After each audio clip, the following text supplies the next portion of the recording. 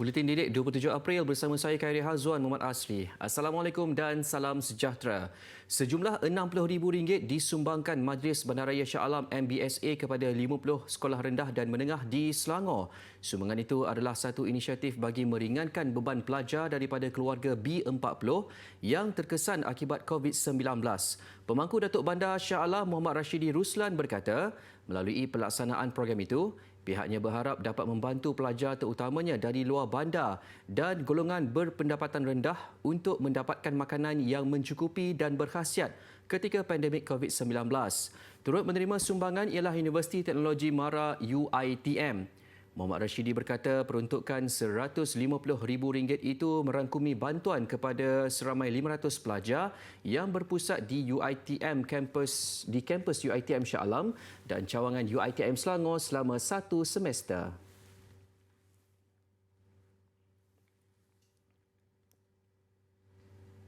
Tourism Selangor memeterai Memorandum Persefahaman MOU bersama Management and Science University MSU dalam usaha memperkasa bidang pendidikan, pengajaran, latihan, penyelidikan dan pembangunan secara dua hala.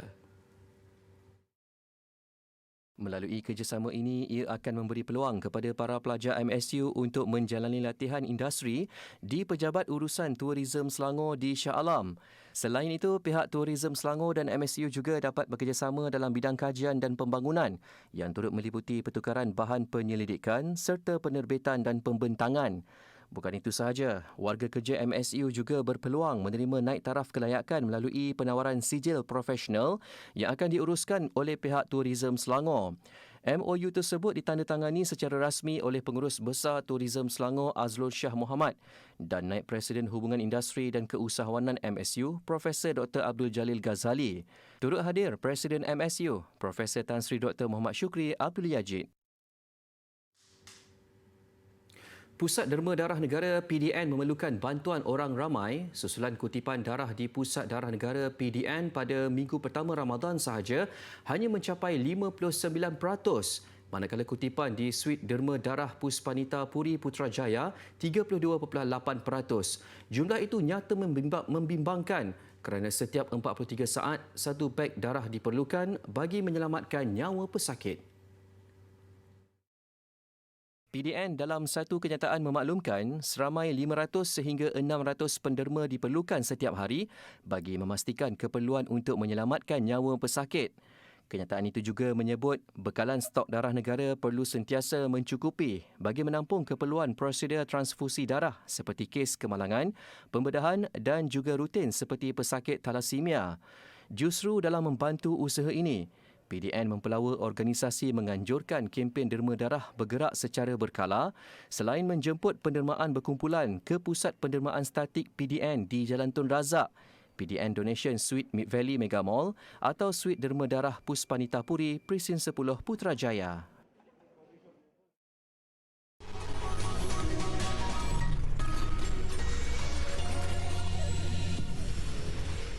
Kembali di Buletin Didik.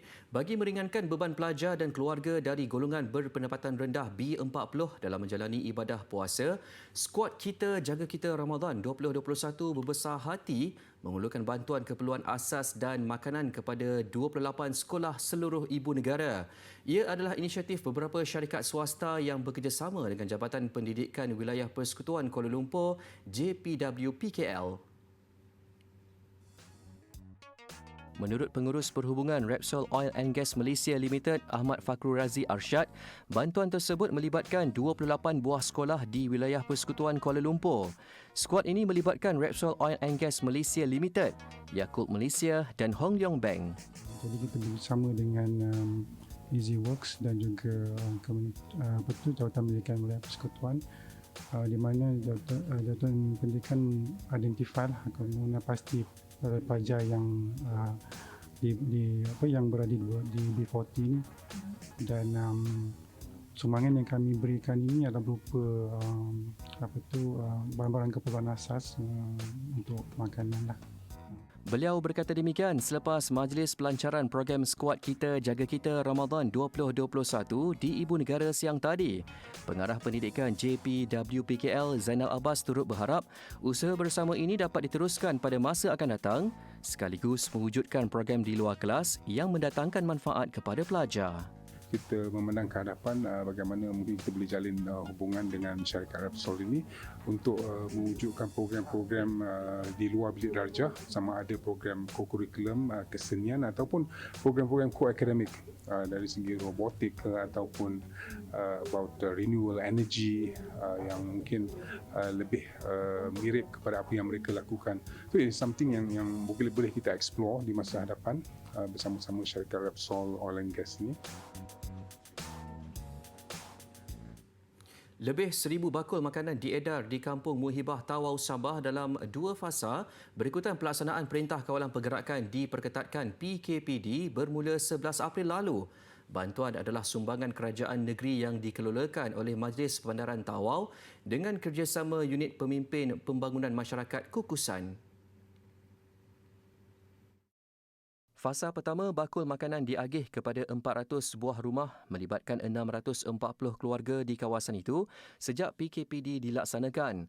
Manakala fasa kedua, bantuan disampaikan malam tadi sekali lagi kepada semua keluarga terlibat apabila tempoh PKPD dilanjutkan sehingga 8 Mei depan. Terima kasihlah kepada Kerajaan Negeri Sabah yang telah prihatin memperhatikan kami yang menerima musibah di Muhibah, di Kampung Muhibah Raya inilah. Semoga jasa baik yang berkenaan dibalas dengan yang setimpal. Saya mengucapkan ribuan terima kasih atas keprihatinan kerajaan negeri atas bantuan dalam pandemik ini. Sementara itu, Pemimpin Pembangunan Masyarakat Dun Kukusan Cahaya Sulaiman berkata, bantuan ini bagi memastikan tiada keluarga yang kehabisan bekalan makanan. Pembangunan masyarakat di kawasan ini, Dun Kukusan, ingin menasihatkan kepada semua penduduk kampung agar sentiasa mematuhi SOP dan sentiasa tenang bersabar. Kita sentiasa memperhatikan dan faham segala permasalahan. Sementara itu, di Johor, RM95,000 dan pelbagai barangan keperluan diagihkan kepada 200 orang asnaf termasuk anak yatim melalui misi menyantuni golongan itu di Surau Hajah Rukiah, Kangkar, Pulai. Menurut Imam Surau Hajah Rukiah Zaini Simon, bantuan yang dihulurkan ini dapat memberi sedikit kelegaan khususnya kepada mereka yang terkesan dengan pandemik COVID-19 ketika ini. Di samping itu juga kita terus mengagihkan barangan keperluan dapur dan juga wang zakat sebanyak RM600 seorang dan juga 150 orang yang menerima pada hari ini. Bagi penerimanya, Syamsuri Bain, 53 tahun dan Mazlina Muhammad Buang, 42 tahun. Pekerjaan yang tidak menentu sejak tahun lalu memberi kesan besar dalam kehidupan mereka. Namun mereka bersyukur pendapatan yang terjejas semakin pulih. Memang terkesan sangatlah untuk pendapatan kita apa semua memang terkesan sangat. Kemudian mengurangkan beban kita untuk duit raya tahun ni tak samalah macam yang ni. Kita memang bersyukur sangatlah. Alhamdulillah dengan bantuan yang diberi dengan RM600 daripada surau, kira itu semua alhamdulillah. Memang bersyukur sesangatlah. Majlis Khatam Al-Quran dan penyerahan sumbangan kepada golongan asnaf dan anak yatim itu dihadiri Penasihat Majlis Agama Islam Negeri Johor, Datuk Noh Gadot. Untuk tips memotivasikan anak-anak ataupun ibu bapa, bolehlah melakukan pertuturan dan menyebut sesuatu arahan dengan jelas, ringkas tetapi menggunakan bahasa Melayu yang tepat. Janganlah dikatakan nak, tak nak, tetapi katakanlah hendak ataupun tidak mahu. Manakala ibu bapa yang berkemampuan bolehlah mewujudkan kutub kanah mini ataupun perpustakaan mini di rumah masing-masing untuk menggalakkan tabiat membaca, tidak kiralah dalam bahasa Melayu ataupun bahasa Inggeris.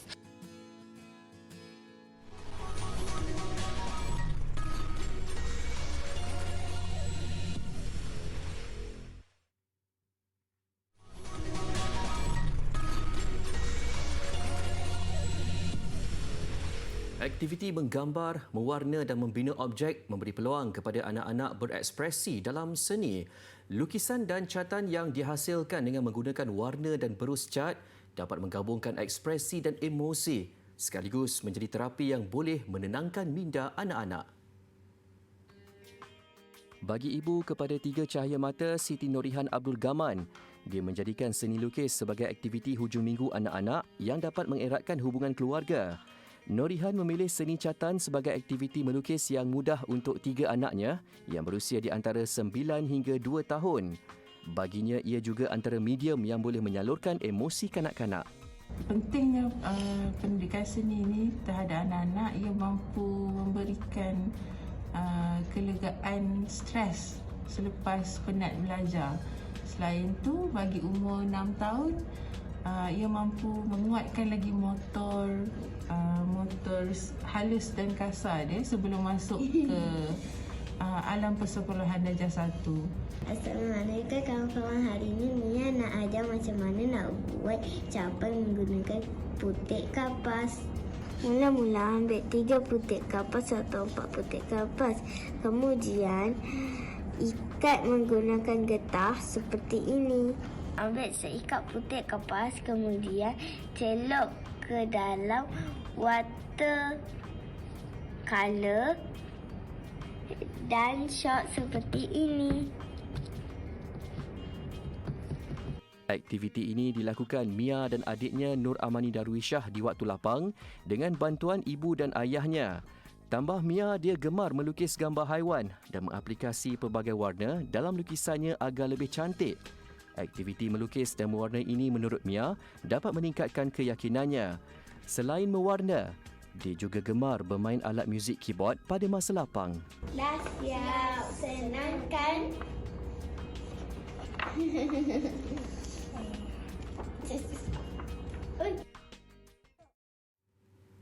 Melentur buluh biarlah dari rebungnya. Bagi menyuburkan bakat kewartawanan dalam kalangan pelajar, Sekolah Menengah Kebangsaan SMK Kubang Kerian, Kota Baru, Kelantan mewujudkan kelab wartawan muda. Tidak terhad kepada laporan isu semasa di sekolah, pelbagai latihan dan pendedahan juga diberikan. Ia sebagai persiapan menuju kerjaya menjadi seorang wartawan dan mungkin jurukamera profesional. Kelab kewartawanan muda mula ditubuhkan sejak tahun 2008. Terhad kepada pelajar tingkatan 6, ahlinya dipilih melalui temu duga. Bukan sahaja untuk menanam minat dalam jurusan komunikasi massa dan teknologi kreatif. Kelab ini diwujudkan khas untuk pelajar yang bercita-cita menceburi industri media dalam pelbagai kerjaya. Semua mengetahui bahawa kewartawanan berada dalam suasana yang agak getih, tetapi saya percaya dengan kepesatan teknologi maklumat, dengan kepesatan teknologi kreatif media baharu, mereka mampu bangkit semula dan saya rasa pasaran yang cukup tinggi. Contohnya pelajar saya yang mengambil kursus media baharu di universiti, mereka dapat menggunakan ilmu dalam bidang penulisan, bagaimana untuk menjana pendapatan sendiri, mereka mampu menjadi jurujual terbaik di online dan juga mereka mampu untuk menjadi seorang penulis yang beretika, mempunyai ilmu dan mampu menghasilkan bahan bacaan untuk tatapan masyarakat. Kelab ini pernah menghasilkan akhbar sekolah Suara Muda. Namun seiring dengan perkembangan teknologi, hasil penulisan mereka kini dimuat naik melalui medium digital. Hasil kerja ahli-ahli kelab ini dipaparkan dalam laman Facebook SMK Kubang Kerian Online sebelum mengorak langkah lebih jauh memuat naik kandungan berita dalam YouTube Kerian News. Selain belajar mengenai penulisan berita, pelajar juga didedahkan dengan aspek teknikal bagi penghasilan gambar dan video yang baik. Guru penasihat kelab ini telah banyak memberi tunjuk ajar kepada saya dari segi mengambil gambar, merakam video, menulis berita dan melibatkan diri dalam sesi wawancara. Selain itu juga, kelab ini telah mengadakan beberapa pertandingan seperti penyampaian berita, penulisan berita, pidato spontan dan sebagainya. Selama 13 tahun beroperasi, kelab ini berjaya menarik minat 3 ahlinya untuk menyambung pelajaran dalam bidang media.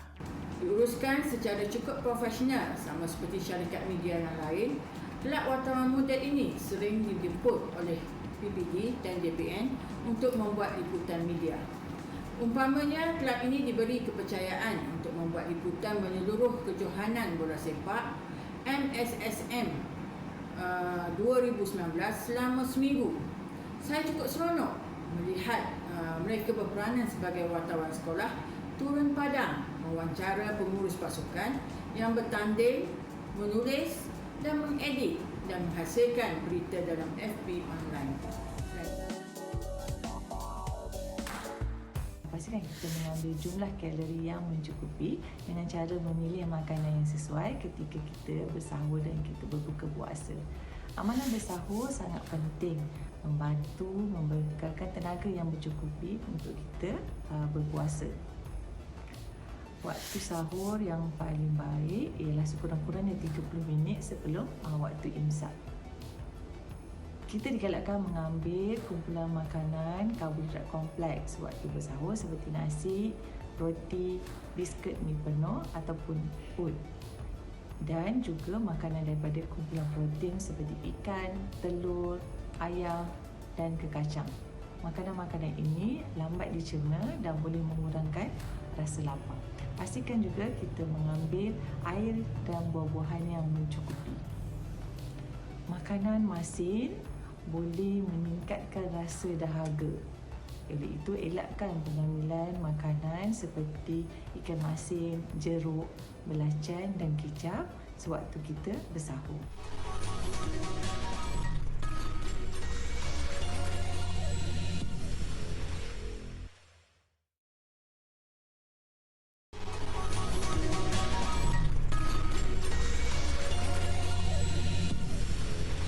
Kembali di Buletin Didik, lebih 371,000 dos vaksin Sinopharm tiba di Argentina.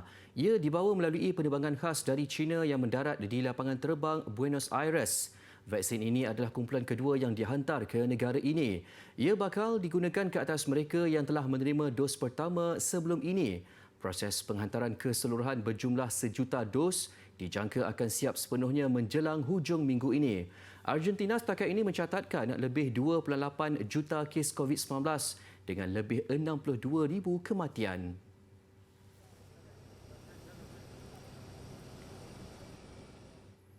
Sukarelawan di bandar Brisbane, Australia membantu mencantikkan pemandangan di bandar mereka. Ia dilakukan dengan melukis dan mewarnakan kotak penyelaras lampu isyarat yang berada di setiap persimpangan jalan raya. Terdapat lebih 5,000 artis amatur mendaftar untuk projek ini. Ia melibatkan lebih 1,200 kotak penyelaras lampu isyarat. Ada yang bermula hanya untuk suka-suka kerana bosan duduk di rumah. Picked up the brushes over quarantine just out of boredom and then it went from there. Ada pula pelajar jurusan seni yang turut menyertai program ini dan menjadi platform buat mereka memaparkan hasil kreativiti mereka. I've been studying art for a long time, so I kind of find something beautiful in every piece. I think that's been created. Setiap hasil seni yang dibuat akan menjadi tontonan ramai, terutama pengguna jalan raya buat tempoh 5 atau 6 tahun. Selepas warnanya menjadi pudar, kotak-kotak penyelaras ini akan dilukis dan diwarnakan semula. Terus ke sukan, bola sepak Serie A. Usaha AC Milan untuk mencabar musuh tradisi Inter Milan di tangga teratas dikejutkan dengan kekalahan 0-3 di tangan Lazio. Milan kini di tangga kelima dengan 66 mata, 13 mata ditinggalkan Inter. Bertandang ke Stadio Olimpico, AC Milan dikejutkan gol seawal minit kedua Lazio menerusi pemain Argentina Joaquin Correa. Correa terus tajam apabila menghukum kealpaan pertahanan pelawat dengan gol kedua peribadi pada minit ke-51. Berbaki 3 minit permainan, Jero Immobile melengkapkan kemenangan 3-0 Lazio untuk melenjak ke tangga ke-6 dengan 61 mata, 5 mata di belakang Milan. Kekalahan Milan dimanfaat sebaiknya Napoli yang menewaskan Torino di arena lawan. Gol pertama Napoli hadir pada minit ke-11 menerusi Timue Bakayoko sebelum Victor Osimhen menjadikan kedudukan 2-0 2 minit kemudian. Napoli kini mengumpul 66 mata untuk berada di tangga ketiga, berkelebihan jaringan mengatasi Juventus dan AC Milan yang turut meraih mata sama.